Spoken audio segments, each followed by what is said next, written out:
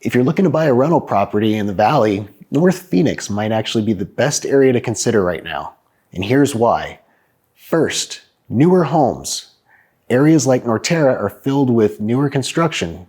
Everything in there is built from 2003 and newer, which means fewer repairs, lower maintenance costs, and fewer headaches as a landlord. Second, job growth. Now, you've probably heard all about TSMC and the massive investments that's happening in North Phoenix. That's bringing thousands of jobs, which means new infrastructure and long-term demand for housing in the area. And when jobs move in, renters will follow. Third, lifestyle. Now, this is something a lot of investors overlook. The Norterra area of North Phoenix has all the creature comforts that tenants want. It's got the new shopping centers, the restaurants, the good schools, and the clean, well-planned communities. Plus, you've got easy freeway access, which means it's simple to get anywhere in the Valley without a long commute. And that combination, the location, convenience, and job growth, that's what drives strong rental demand. So if you're thinking about investing in the Valley, the Norterra area of North Phoenix is definitely an area you should be paying attention to. Now, if you want help finding the right rental property up here, message me Norterra and I'll show you what opportunities are out there right now.